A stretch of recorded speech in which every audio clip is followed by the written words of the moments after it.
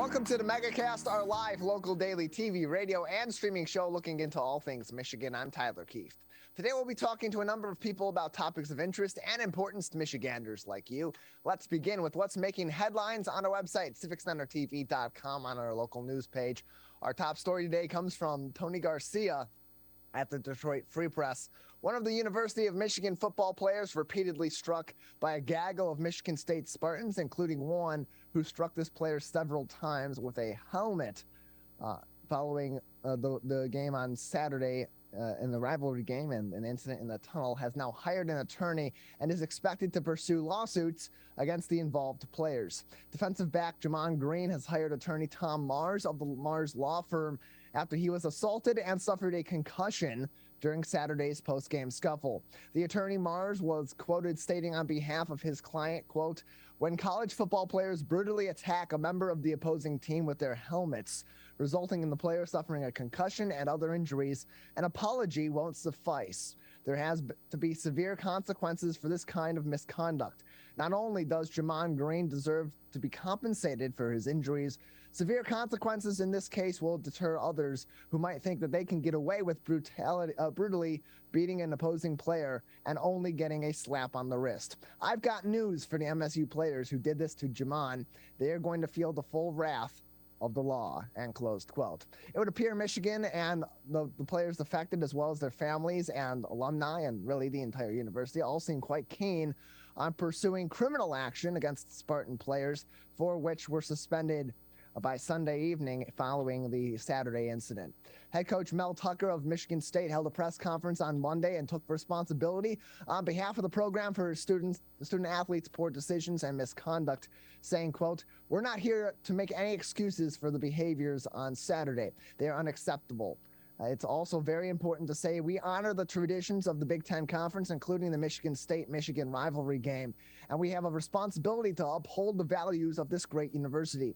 We are deeply sorry to both the universities, the conference, our fans, alumni, supporters, and of course, all of our student athletes past and present." This, and closed quote. This story is far from over. It's the talk of the town and much of the state and the country on the sports front. At the very least, there's certainly more to be developed in this story. Yesterday, also hearing from head coach Jim Harbaugh of the University of Michigan, who had some complaints about not being contacted by Michigan State head coach Mel Tucker, but also then stating too that an apology from Coach Tucker would not suffice. So questionable what Coach Harbaugh wanted out of that entire situation. I think he just wanted something additional to gripe at in this rivalry. That being said, a lot of the fodder on social media, especially and even in local sports talk on this matter, has been quite disgusting over the past couple of days since this incident, and certainly didn't get any better on Monday and Monday afternoon, as a lot of finger pointing, a lot of pointing blame from both sides of the Michigan and Michigan State rivalry, including some blaming Michigan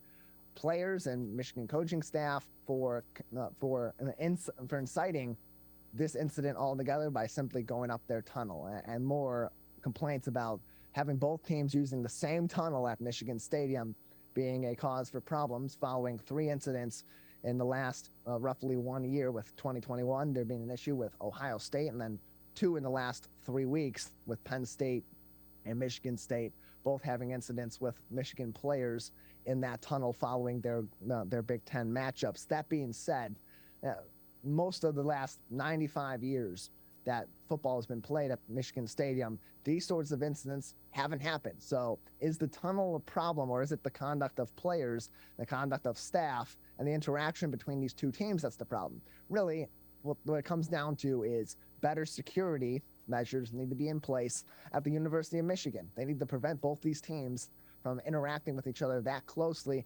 especially in a game that's that competitive, that's that emotional, as Michigan and Michigan State is, as Ohio State and Michigan is, and certainly when there's a chippy matchup and a top 10 matchup between teams like the University of Michigan and Penn State. But those pointing fingers at the University of Michigan and saying they incited that, it's ridiculous. And those from the Michigan side pointing back at Michigan State and saying, well, all this toxicity in the rivalry really came from the Mark D'Antonio era. I heard, though, it was Mark D'Antonio and Pat Narduzzi that caused all this toxicity. Before them, there wasn't any toxicity. No, you wanted to go back to the days where this rivalry wasn't competitive. It was one-sided. Michigan dominated Michigan State, and Michigan State shut up because they had nothing to complain. They had nothing to punch back with, so to speak, verbally and professionally and cordially for the most part, in what was a rivalry that was a traditional rivalry. It's become toxic from the actions of both sides and from the actions of social media. It used to be, you'd see the psychos come out with these kinds of takes on the message boards. And for the most part, if you go out in real life, in the real world, if you went into Ann Arbor on Saturday, which I didn't, so I can't speak for that, but I can speak from my past interactions with Michigan fans during these rivalry weekends from last year at the Spartan Stadium and in East Lansing, and around the general area on campus at Michigan State during this rivalry week, which was also quite chipping, was also quite competitive, that when you actually are having those interactions between Michigan State fans and Michigan fans, it is by and large cordial. It's when you go to social media and you get the keyboard warriors that are often anonymous, often aren't showing their faces, aren't showing their names, aren't putting themselves and their reputations on the line. That's when it gets toxic. It can be an issue on both sides. It can be toxic from both sides and still have both sides be both in the wrong and one side being partially in the right. That's just a fact of the matter. And that's I hate to rant on that story again, but there's been so much garbage out there in the fodder and in sports talk about this and outside, using colorful language and frankly coded racist language in regards to Michigan State players, Michigan State coaching staff, some of whom had zero involvement in that scuffle whatsoever. And then the players that have been involved and have been shown to be involved so far have, for the most part, been held accountable. There are some that are still, questionable, and whether or not they have been held properly accountable for, that will come in the coming days, and we'll see more of it. It's not over yet. It's literally, this is just getting started and getting unpacked. That's why neither sides are commenting on it, because it's ongoing. We'll move on. Also making headlines today from the staff at Bridge, Michigan. Some good news out of East Lansing yesterday as Michigan State University Board of Trustees officials named Provost Teresa Woodruff as the new interim president, succeeding Samuel Stanley, who announced his resignation in mid-October. To some, this is a surprising decision maybe by the board, considering Woodruff's support in the past of President Stanley, especially in the wake of the departure of Sanjay Gupta from the Broad School of Business, a point of contention between the outgoing president and many of the trustees on the Board of Trustees itself. Perhaps this is a move of diplomacy by the board following votes of no confidence from both the Faculty Senate and the Associated Students of MSU. Previously, a coalition of staff, faculty, and students put their full support behind naming Woodruff the interim president. Now it's time for the board to continue that diplomacy and that diplomatic approach, if that is exactly what they were going for here. They are leaders, but they have a history of self-righteousness, infighting, outfighting, and speaking out of turn as individuals and not as an entity that represents all that they are associated with and all that are associated with that great university. Hopefully, this is a step in the right direction. Woodruff will begin her new role on Friday. Finally, making headlines from Carol Thompson at the Detroit News. Get your visits to Belle Isle Conservatory in soon, as the renovations are coming and soon the Detroit Staple will close here in November. On November 14th, the conservatory will begin $10 million in renovations to revamp the iconic upper dome of the facility, made of striking glass and developed by legendary architect Albert Kahn in 1904.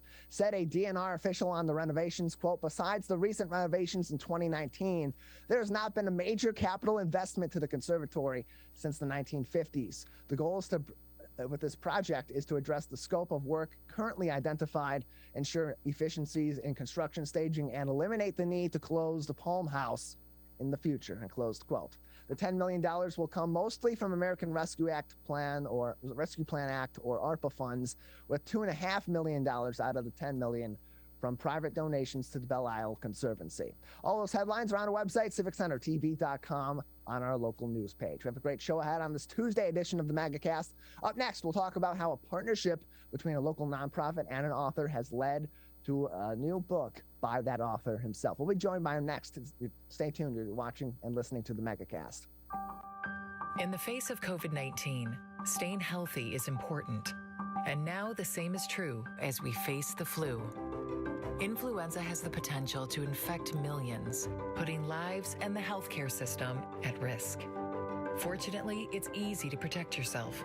The flu vaccine is safe and effective, and with COVID-19 still spreading, it's essential. To see how you can hit this virus head-on, visit michigan.gov/flu. Now that the vaccine is available for children 5 and up, why do you recommend it? Kids are part of the community and they can spread COVID. We're seeing both healthy children getting sick from the virus as well as children with underlying health conditions. They can easily bring the virus home to other people that are vulnerable and make them sick as well. This vaccine can change that and keep children safe. It's essential that your children get vaccinated to protect them, to protect your families, and to protect those in the community around you. Let's savor these moments, made possible by the COVID-19 vaccine.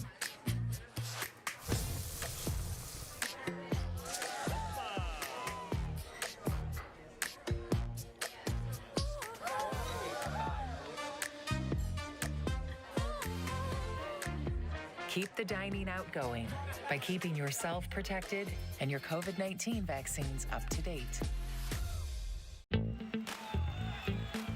Let's relish these moments, made possible by the COVID-19 vaccine.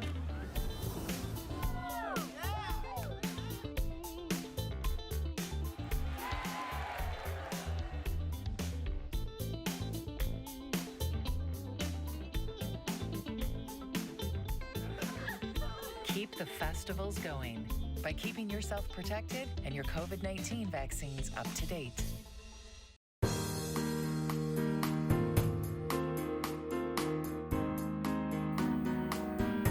Welcome back to the Megacast, our live local daily TV, radio, and streaming show looking into all things Michigan. I'm Tyler Kieft.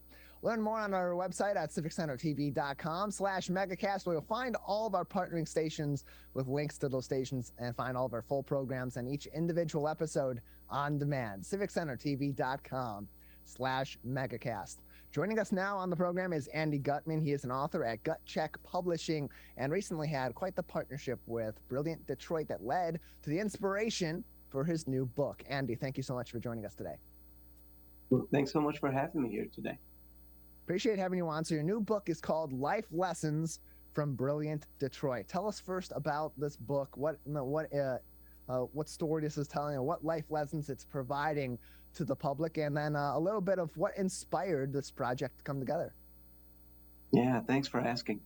The book really, I like to think of it as a book done by the kids. All of the children get author credits on this, and it really came about because in a prior book I wrote called Be Kind, I donated some of the profits to this nonprofit organization and just loved what they did.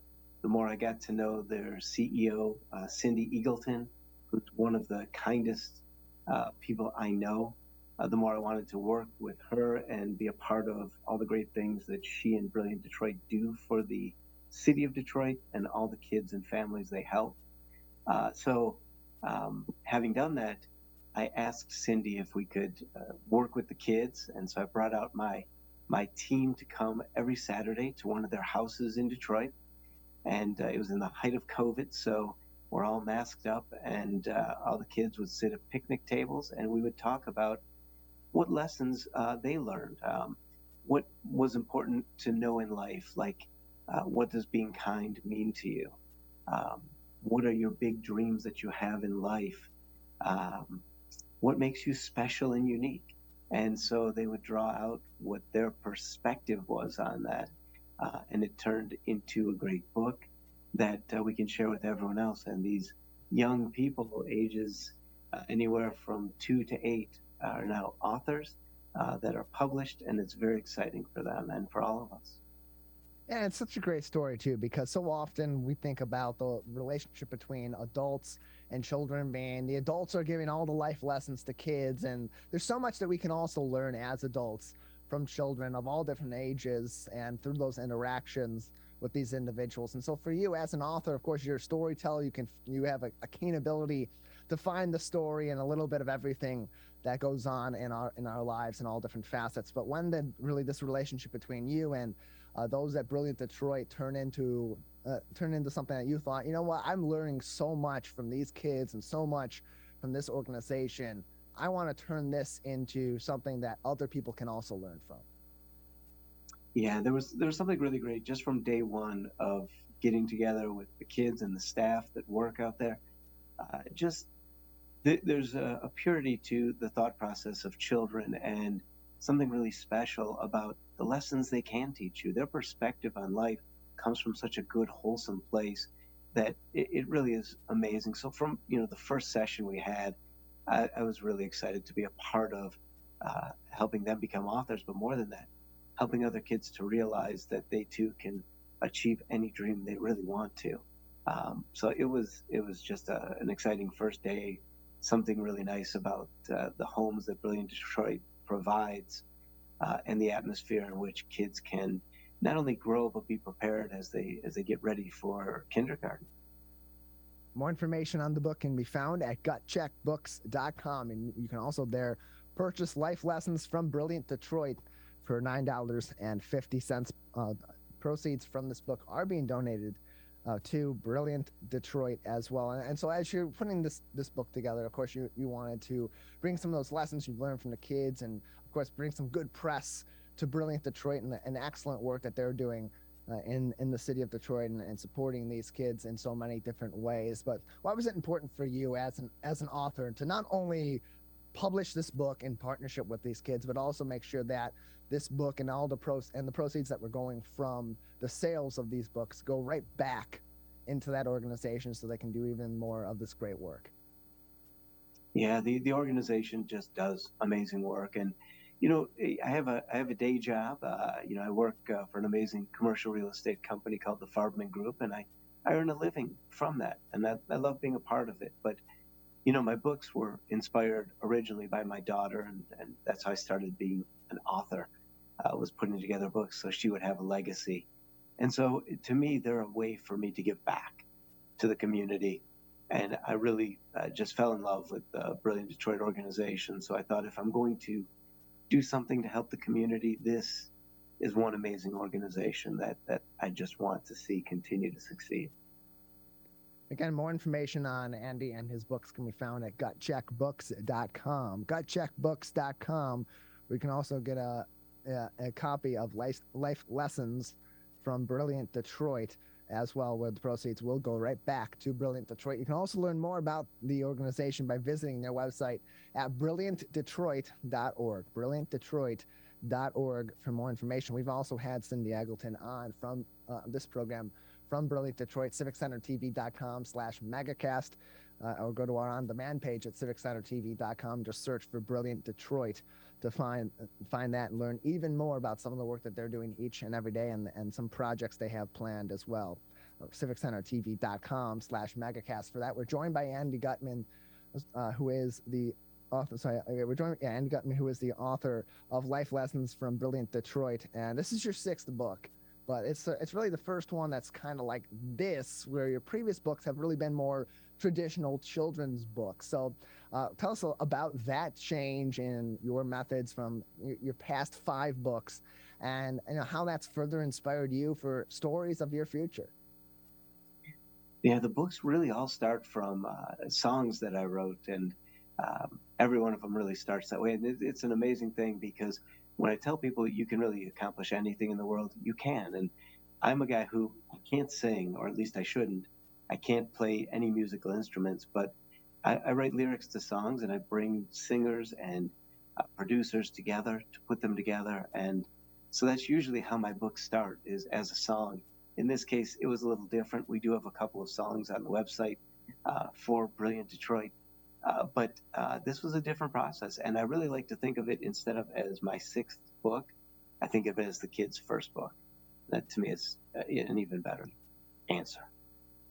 And you mentioned too that your writing really came from your love of music. You also produced song accompaniments for each of your books, and so tell us about those accompaniments, how they complement these books, and any plans for a musical accompaniment to go along with Life Lessons from Brilliant Detroit.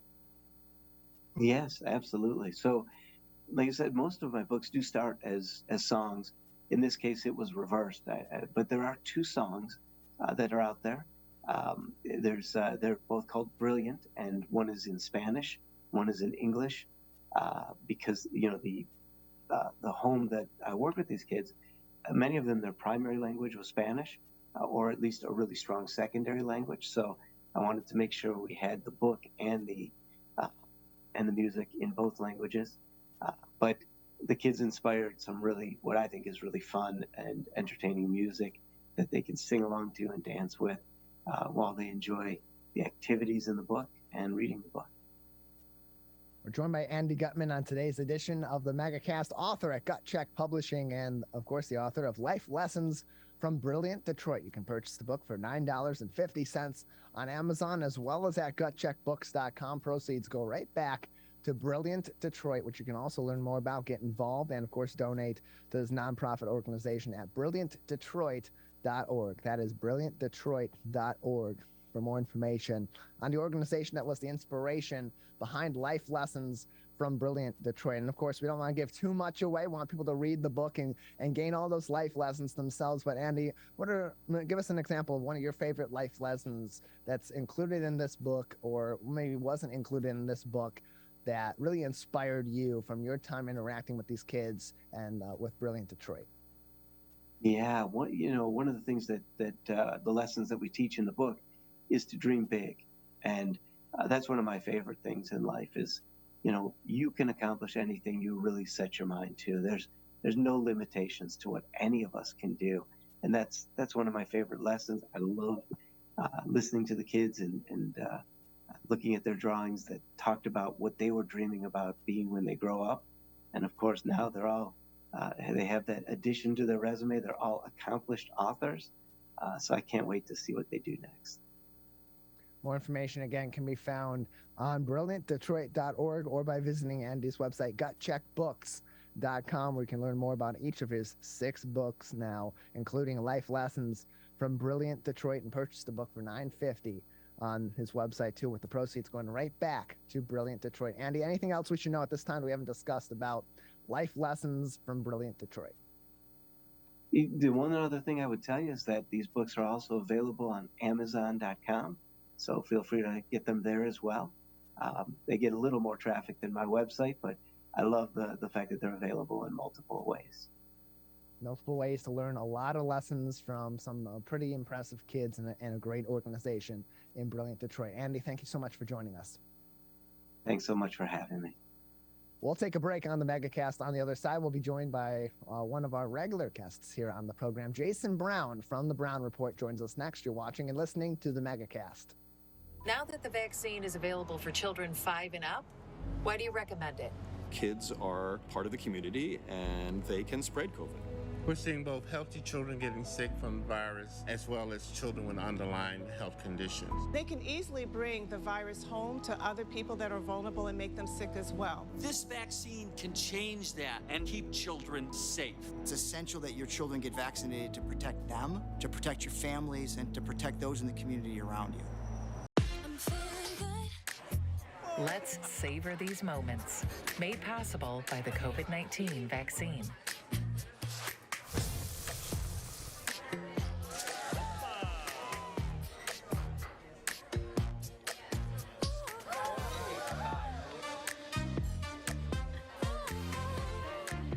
Keep the dining out going by keeping yourself protected and your COVID-19 vaccines up to date.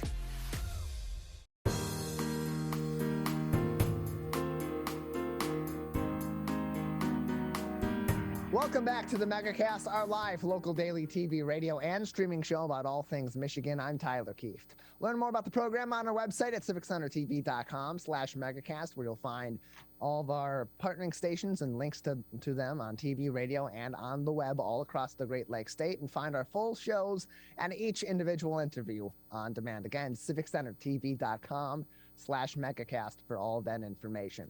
Joining us now on the Megacast is a stock market coach as well as an options trader. His website is thebrownreport.com, and you can also find a whole lot of information there about investing, about learning to invest, and of course find Jason Brown's podcast as well. Jason, thank you so much for joining us once again. Appreciate having you on.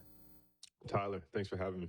Appreciate having you on. And usually when we're talking to each other, we're talking about different trends in the market or different methods that people will use to work their way through the markets, work their way through stock trading or investing to bolster their portfolio. But today, let's talk about ways that people can leverage their money investing in alternative assets. First off, define for us what it means to have alternative assets and how that can really also be helpful in someone's investment portfolio.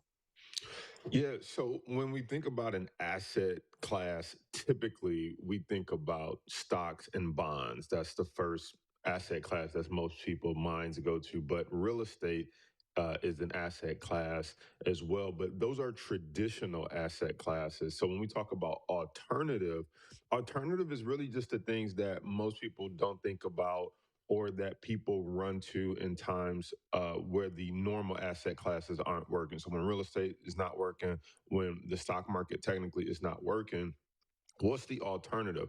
Sometimes the alternative is gold, right? People move into gold, but I want to go alternative. So I guess alternative squared. So here's something that most people may not have thought about as an alternative asset class that I've recently dabbled in myself. Number one is watches. And number two is cars. Most people don't think about cars as an asset class, but I'll give you a perfect example. I bought a Ferrari, and I know it sounds weird. I never thought I'd be live streaming saying, "Hey, I bought a Ferrari." But here's the point of the story. I heard about investing in these Ferraris and these cars and that they hold their value. So I bought a Ferrari just thinking, hey, I'll try it out. I don't plan on making any money, but let's see if I can not lose any money or drive a Ferrari for not that much. Well, I ended up obviously driving. Well, not obviously, you don't know, but I drove the Ferrari for about 2 years and actually sold it for about $35,000 more than I paid for it. And so that was my first real introduction into these alternative asset classes, learning that sometimes these cars, when they're produced in a limited number. And once they cancel the production, it becomes either a collector's item or people are willing to pay more for it because they can't get it anymore. And then you add the COVID boom on top of that or the backup of cars. And then you could really see this increase in price in this alternative asset class. The second one is watches. I recently, I say recently, within the last 2, 3 years, started studying watches. And when you look at Rolexes, you look at Richard Mille, you look at Patek Philippe's, I'm talking these high end watches, and sometimes even the entry level watches like a Movado. What's them say a Movado? Maybe Omega, maybe a Breitling. These watches hold their value and they only make so many quantities of them. So there is a whole group of people that invest in these alternative assets like cars and watches, and they actually increase by 10, sometimes 20 and 50%, where you're able to get a return and be able to hold on to a nice piece of jewelry or drive a fun car. So when people are investing in these alternative assets, or they're looking into investing in them, particularly who should be in those positions, or who should be then exploring, okay, well, I've made X amount in the stock market, in stocks and in bonds, and maybe it's time to diversify a little bit and go into these alternative assets. What's a good time to start exploring those? Well, the best time to start exploring them is, right now, right?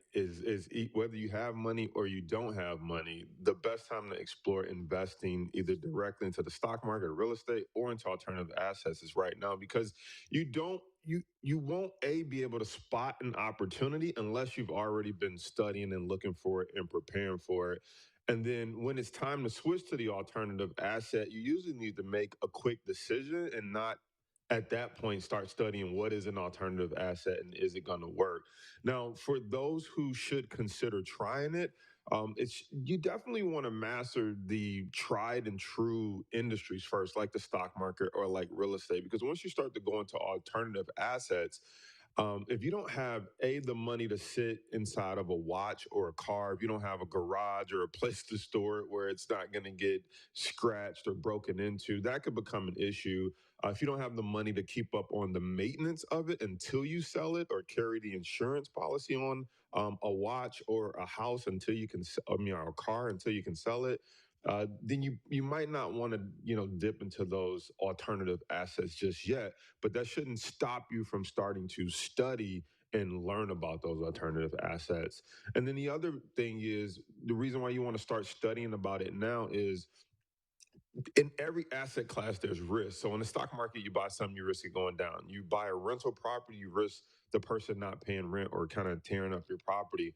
Well, in the alternative asset class, there's also risk because if you buy a watch and you buy it secondhand off eBay or from another person, the risk is that, how do you know you're not getting a fake watch? So if you don't know what a real Rolex looks like, you could have just donated $10,000 to $20,000 and bought a fake, and the whole alternative asset investing just went down the drain. If you also invest in these kind of collector cars or these exotic cars, there's a risk that, if you're going to start driving it or doing something outside of collecting it, holding it, maybe taking it out a little bit, but if you exceed the mileage or you get into an accident, that kind of changes how you can exit that alternative asset position. So you want to start studying for it now, but you also want to be in the position to take care of the alternative asset when you have it, because you're storing it at your house or your private residence versus in a bank or in an account with your broker. We're joined by Jason Brown from the Brown Report. You can read more information on all of his different tips, tricks, and extensive research into the stock market and trading at thebrownreport.com. That is thebrownreport.com to keep up to date with Jason and send him any information or questions that you may have. Thebrownreport.com. With any sort of investment, there's going to be volatility, there's going to be risk and reward. In terms of investment in alternative assets like we've been speaking of today, how does that compare to stock trading or investing in the market in terms of risk and volatility? Well, the good thing about alternative assets is that someone will always want like a Ferrari or a Lamborghini. So what's cool about it is your risk of it going to zero is very slim to none. Similar to if you're buying a good company like Amazon, like the risk that it's going to zero would mean Amazon just went out of business or someone found a better distribution network and a better way to build an e-commerce platform. And so when you look at a Ferrari or a Lamborghini, you can at least go to sleep and feel good that the volatility is going to be very, very small because someone always wants that car and someone in a certain financial class can always afford that car, especially at the right price. Same thing with like a Rolex or some type of watch that is, well sought after. There will always be a market for it. So unlike the stock market, you won't see like a Rolex go from 20,000 to 5,000 and then back up to $20,000. So like that type of volatility doesn't exist. You'll see it maybe at 20,000, maybe it fluctuates down to 18, then goes back up to 22 maybe, but you won't see those big, 50% off sales happening in the exotic car and the luxury market. And typically, the people who have those assets are not people who are affected by interest rates fluctuations or getting laid off from their job. They might be business owners, entrepreneurs, investors. So they don't really have fire sales. People think like, oh, the economy is going to be bad. Everyone's going to sell their Rolex. Everyone's going to sell their Ferrari. But typically that group of people is kind of insulated from fire sales. They don't just, I have to unload this today or else. So you see less volatility, less people just dumping their cars in that income bracket. So that actually reduces the volatility. Now, I know sometimes when people think of alternative assets, there's also Bitcoin and those things, but I wanted to bring in a totally different asset class that people may not have thought about, like cars and watches. Again, more information can be found and helpful tips at thebrownreport.com. Information on this, on the market, on trading and investing as well. And in terms of the long-term gains that you can have from investing in these alternative assets, how does that compare to stock trading and certainly to investing, especially when you're a well-informed investor on either side?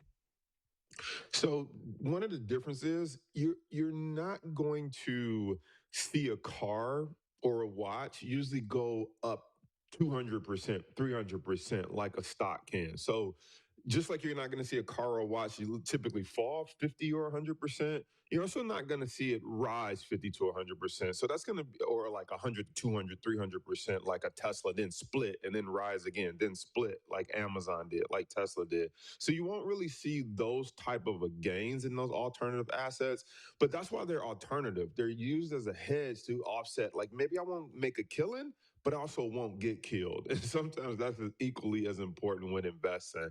And that's why people look for alternatives. They say, hey, I don't necessarily need to make a bunch of money. I just don't want the pile of cash that I have to go to zero. And so that's going to be one of the big differences between, alternative assets and traditional investing in the stock market. I think the second thing that's going to be a little bit different is you can hold a stock maybe 10, 20, 30 years. Again, it may go up, split, pay dividends, and continue to earn money. Most of the time, a car or a watch will hit its max value. It doesn't just typically keep going up, or paying you dividends or anything like that. And so the watch and the car alternative asset game is typically a game of volume. Maybe you buy one car, you sell it. You buy another one, you sell it. And so you're going to have to keep doing it over and over again, turning over newer editions of the car or picking up different collectible versions of a car or a watch and doing it over and over again to see consistent returns if you don't just want a one-time wonder. And I do want to say this. I know I talked about cars and watches, and that's sometimes can be considered a guy thing.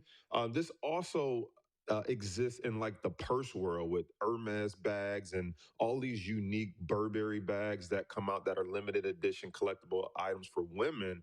The same thing exists in that field as well. Some of these bags they purchase for maybe $1,000, $2,000 end up selling on the aftermarket for $3,000, $4,000 because they're limited editions. You can't get them anymore. More information, again, thebrownreport.com. You can find a lot of information, resources, and learn to invest smartly and informatively in the stock market and trade on the market as well with Jason and his team at the Brown Report, thebrownreport.com.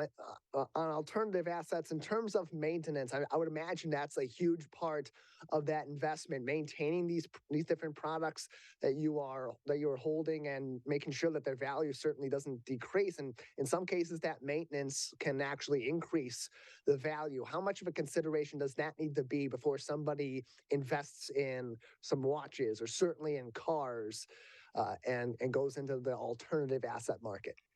So maintenance is a normal part of owning an alternative asset. And typically maintenance can actually improve the value because people want to know that it was taken care of.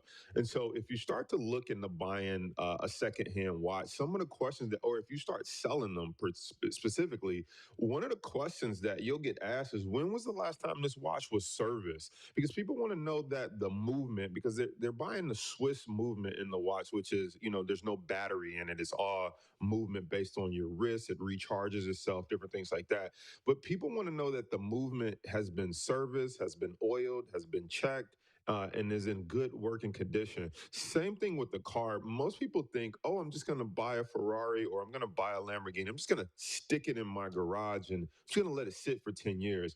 Well, actually, cars that sit typically have more problems than cars that are driven, or at least the tires have been moved so that it doesn't collect flat spots, and then you need new tires, and you're like, they're brand new, but it's been sitting, so it's been sitting with a lot of weight and pressure, and so it's collected flat spots. People want to know that the oil has been changed. If the oil's just sitting at the bottom of the pan or at the bottom of, all the wires, it can start to rot through the wires and through the cabling instead of it being because it needs to be kind of rotated on a regular basis. You need to start it up, drive it, make sure the oil is changed, make sure it's maintained. And that 2,000 to 3,000 a year, maybe, that you may spend on maintenance actually increases their value because they want to buy from someone that they believe has maintained this good. They don't want to buy a car only to find out it needs a new engine, only to find out the oil's never been changed, or a watch to find out the movement has never been checked and now it needs to be replaced at the same price, if not more, than buying a brand new watch. Yeah, outside of those cryptocurrencies and such, and some of those solid currencies like gold or silver, if you're investing in an alternative asset, like you said, those watches, those cars, those boats, houses, certainly they're all functional objects and functional things, and so the biggest value in them is their functionality, and otherwise are just nice decorations, and nice decorations typically don't maintain that value for very long. Jason, appreciate your time, appreciate you joining us. Before we let you go, at this time in the stock market, we know we're experiencing so many ebbs and flows and fluctuations. Anything else that we haven't discussed today regarding trading or investing that people should be keeping in the back of their minds right now as they explore their assets in the market? I think people should just keep in mind that, we're getting close to the end of the Fed hiking their rates, which means the bottom may be somewhere near. I know sometimes we wake up and we hear doom and gloom all the time, but the reality is the Fed is raising interest rates so that they can bring inflation down. I just saw that home interest rates just hit 7%. Keep in mind, that may be bad news short term, but that's good news long term, so that prices of houses can't keep selling over 100,000, 50,000 over asking price. And so as the competition comes down, because the ability to borrow money is more expensive, the ability to get the home that you want without paying over a ridiculous price is going to start to come back into place. And the same thing with some of these normal assets with the stocks. You got to think, stocks like Apple or Amazon that were trading at $3,000 are now trading off the split basis at, $115. This is now an opportunity for you to afford something that you used to not be able to afford. And I think if you give it enough time, you're going to see the values increase, because we don't get worse at e-commerce. We don't get worse at technology. We're not getting worse at electric cars. We're only getting better, and they're only becoming more prevalent. Get these kind of tips regularly from Jason and his The Money Markets and Mindsets podcast on thebrownreport.com. Jason, thanks so much for joining us. Tyler, thanks for having me. Appreciate having you on, Jason. And again, all that information on thebrownreport.com, thebrownreport.com for that info and those resources. Joining us now on the Megacast as we continue on is one of over 325 charities and nonprofits supported on the Share Detroit platform. Joining us now are Mike Smith and Tamika Merriman from Vista Maria on today's edition of the Megacast. Thank you both for being with us today. Thank you. Appreciate having both of you on today. Okay, so actually it's just going to be Tamika Merriman, the foster care program manager, joining us today from Vista Maria. So Tamika, first off, tell us a little bit about the history as well as the mission of your organization. Yeah, so Vista Maria has been around since 1839. We were founded by Sister Mary Euphrasia, who had a want to fulfill a need for women and children. We have been here for over 100 years, servicing women who may have had struggles in their life, may have been abandoned or orphaned. And we continue to do that work today by servicing over 228 clients in the community and on our residential campus. Again, more information can be found at vistamaria.org as well. And so tell us more about the inspiration, the person behind it, Sister Mary Euphrasia, and why she was so important to the founding of this organization, and more importantly, to the great work that you do supporting so many people in our local area. Yeah, so Sister Mary Euphrasia, she started this work at 18. She was originally from France, and she joined a charity in France,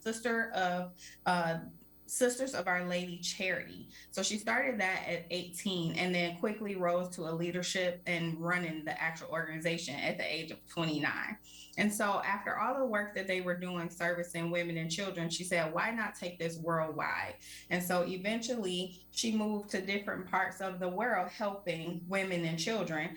And she served for like 33 years. And so her mission, that want to be there for people who were underserved and didn't have a voice, that is kind of what Vista Maria stands on today, to be that voice, help women and children, and now boys too, because we service, boys in the community as well, but give people a voice who couldn't, speak for themselves, and give them everything that they need so that they can stand on their own. Teach them to be fearless and bold and advocate for themselves, and we'll do it for them until they can do it for themselves. Once again, you can find more information as well as how to volunteer and donate with Vista Maria by visiting vistamaria.org. That is vistamaria.org for more information, as well as contact information to get in contact with the organization and get involved. Their main phone number, also 313-271-3050, 313-271-3050, info@vistamaria.org is their email for more information and questions as well. And so as you're doing all of this work, it's really important because there's so many different resources that need to be provided to people that go through some of the trauma and the abuse that those that you're providing these services to go through. And they are so extensive. They go from, of course, adoption and foster care to housing and education as well. Just how far reaching are these services that are being provided to victims of abuse and human trafficking and such that are served by your organization? Great question. So we do have several different programs currently. As you mentioned already, we have a human trafficking program. We have Journey to Success, which is what we refer to as the extra. All of our children receive mental health services and therapy services, and Journey to Success actually goes above and beyond that to provide expressive therapy as well as recreational therapy, leadership and life skills training. We also have foster care, which is what I currently supervise, foster care and adoption. We provide care to over 200 children in the community in foster homes. And then we try really, really hard to reunify those families, and there's just not enough foster homes. So just getting that word out over the fact that there are 11,000 children in the state of Michigan who are in need of foster home placements. So we're spreading that knowledge and trying to get more people engaged and involved in fostering. And then there are times when we cannot reunify, and that's when we rely on our adoptions team to go out and find forever families for these children who can no longer be returned back home to their parents.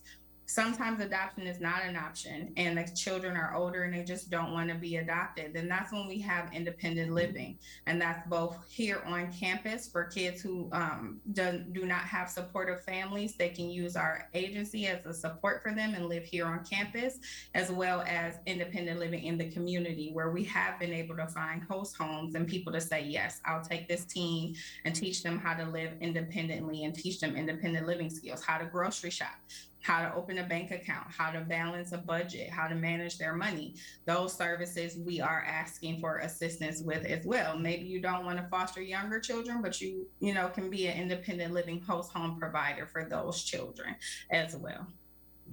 More information can be found on vistamaria.org or by going to sharedetroit.org and going under there, find a nonprofit section where you can find more information on Vista Maria, as well as over 300 other charities and nonprofits across our local area. We're joined by Tamika Merriman, the foster care program manager at Vista Maria, on today's edition of the Megacast. And Tamika, people in these kinds of situations that are in the foster care system, certainly those that have been victims of abuse or human trafficking, it can be tough for these individuals to come forward, to seek these resources, to know where to go for these kinds of resources. So how does your organization get in contact with these individuals to help provide some of these interventions that are critical and in some cases are life-changing?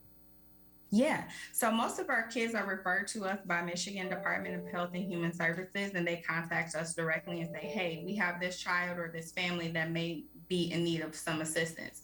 There are other times where we can actually get referrals in from schools. So we have a wraparound program that currently services kids who may not have yet been involved with Child Protective Services or Michigan Department of Health and Human Services. They can call our main number directly and get in touch with our wraparound program, where we can use that as more of a prevention piece and get in there before any removals or before any contact with MDHHS. But they can always reach us at the main number that you provided, 313-271-3050, and then we can put you in contact with any one of the leaders or managers that are over these programs. You can contact me directly, myself, or our director, Mike Smith, and we would definitely point you in the right direction. More information can be found vistamaria.org, and you can also call them 313-271-3050, 313-271-3050, and also their toll-free number 800-7-VISTA-6. 800-7-VISTA-6 is their toll-free number, and you can also send them an email, info@vistamaria.org. That's info at vistamaria.org. And in terms of helping this organization to continue to do its great work, it's always going to be, for a nonprofit organization, a community effort to provide those services and to provide those resources. At this time, what are some of the most critical resources or forms of assistance that the community can help Vista Maria with to continue to then help all these individuals that they're doing in so many different ways? Yeah, so we definitely always need mentors. We're looking for mentors and volunteers. We actually have a volunteer services department where if you call that main number and say, hey, I'm interested in partnering with Vista to see how I can volunteer, or I definitely would like to mentor a child that's in one of your programs, you can definitely call the main number and do that. We also have a wish list that's on Amazon's website. We do have several clients who actually live here on our campus where you can purchase a toy for the holiday. Christmas is coming up. Maybe it's a doll or something that you see on our wish list that you can purchase, and it will be sent directly here to our Vista Maria campus. Also, just invite us out. We would love to participate in a community event. Maybe you're a part of our church and you're going to do like a community day, or you can invite us to a service. We'd be more than happy to come and set up an information table and just pass out literature, letting people know about the needs for our children and our youth. We can definitely partner. We like to do spaghetti dinners. We'll come and bring the spaghetti. Just invite us out and we'll come out and let you guys know exactly what the needs of our youth are. Just collaboration is really the best way to help us. You can get involved by going to vistamaria.org/volunteer, learn more about their volunteer opportunities, and of course, get in contact with Vista Maria as well. You can give them a call, 313-271-3050, or send them an email, info@vistamaria.org, if you're interested in volunteering or helping their organization in a different way, or visit their website too, vistamaria.org, for more information, as well as on sharedetroit.org under their Find a Nonprofit section. You can also donate on both of those websites as well. Tamika, another minute or so with you today before we'll say goodbye. Any other information we haven't discussed yet about Vista Maria that the public should know about, or other upcoming projects or initiatives that people might want to get involved in to help all these different individuals that Vista Maria is assisting on a daily basis? Yeah, I would just say contacting our volunteer services will probably be the biggest thing right now. It's the holiday season. A lot of our kids are away from their families, that connection that they are missing, wanting to, feel like it's the holidays. So anything you can do as far as donating any one of our wish list items would be greatly appreciated. And then refer a friend, tell somebody about us, let people know that, hey, there are 11,000 children who need a loving home. Even if it's just temporary, maybe you just have a room, one child at a time, we can make a difference. More information can be found at vistamaria.org as well as sharedetroit.org. We've been joined by Tamika Merriman, the Foster Care Program Manager at Vista Maria. Tamika, thank you so much for being with us today. Thank you so much for inviting us.